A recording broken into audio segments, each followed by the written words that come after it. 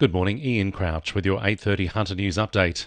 The mother accused of abducting her 12-year-old son from the Riverina and driving to Lake Macquarie has been refused bail in Newcastle local court. The 36-year-old allegedly plucked her son from school on Tuesday and refused to tell police where she was when they contacted her. The boy, who has an intellectual disability, was found unharmed on Wednesday night at a Lake Macquarie address. The woman was charged with take or detain person with intent to obtain advantage. The magistrate refused her bail application because she was wanted on outstanding assault charges dating back to 2019. Business Hunter has hit out at the federal government's tourism and aviation support package designed to support the industry beyond JobKeeper. The payment is due to expire at the end of the month, with around 30,000 Hunter residents still relying on the support measure. The $1.2 billion package will see 800,000 half-priced airfares to 13 destinations across the country, with just one in New South Wales. CEO Bob Hawes says while Newcastle Airport may benefit in facilitating flights to some of the regions, it's disappointing Hunter businesses won't benefit from inbound tourism. That could be a bright spot for us, that if Newcastle Airport is offering the services to those locations with the airlines that the government's identified, but unfortunately that will see their money leaving the region rather than staying in it. But notwithstanding that, I'm sure there's plenty of people that think that they deserve a holiday and a rest and don't begrudge them from doing that, and I hope Newcastle Airport is able to get as much benefit from the scheme as they possibly can. Protesters will rally outside Maitland Showground tonight ahead of a rodeo event. The Animal Justice Party has organised the protest, arguing the event is barbaric because bulls and horses are forced into bucking and twisting through the use of devices such as spurs, electric prods and plank straps. The Australian Bushmen's Camp Draft and Rodeo Association says members are required to adhere to a strict code of conduct. It says no animal can be prodded or beaten, and sick, lame, injured or sore animals are not permitted in the event at any time. The protest coincides with a push to ban rodeo events in New South Wales.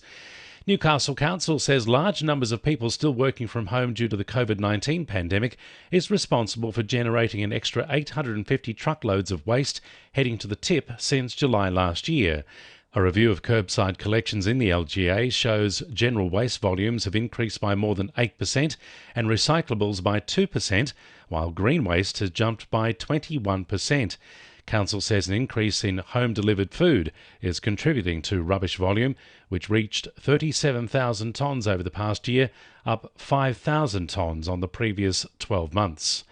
Singleton residents can say goodbye to old tyres free of charge at the council's first drop-off day tomorrow week. Each customer can bring in up to 4 tyres for recycling at Singleton Waste Management Facility, with 82% of each tyre's material expected to be reused. Council's Justin Fitzpatrick-Barr says the initiative will kill 2 birds with 1 stone. It's part of our circular economy initiative, and what's driving it really is our Singleton sustainability strategy. It aims to transform this waste product into a useful commodity rather than ending up in landfill, or worse still, ending up in our local state forests and national parks. 2NURFM Sport. The Knights will be looking to continue their great record of home wins in round 1 of the NRL season when they come up against the Bulldogs tonight. Newcastle hasn't lost an opening game at home since 2012, but don't have a great record against the Canterbury side. Coach Adam O'Brien says the team wants to reward Daniel Safiti with a solid win in his 100th appearance for the club. Everyone's emotionally attached to Daniel's 100th game, and, to have him lead us out, I think is really fitting. The Newcastle Jets will hope to put the disappointment of 2 consecutive A-League losses behind them when they come up against Sydney FC tomorrow at Jubilee Stadium. The team was shocked back to reality in their loss to last-placed Melbourne Victory last weekend.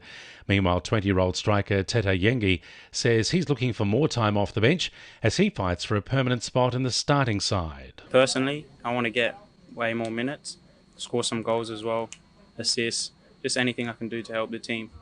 And yeah, obviously, team goal to make the top 6. If we can go further than that, then that's good. But I think our main goal now is to make the top 6 and play finals.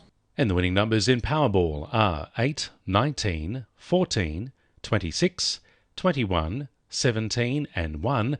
And the Powerball number is 20. And now you're up to date with the latest 2NURFM Hunter News.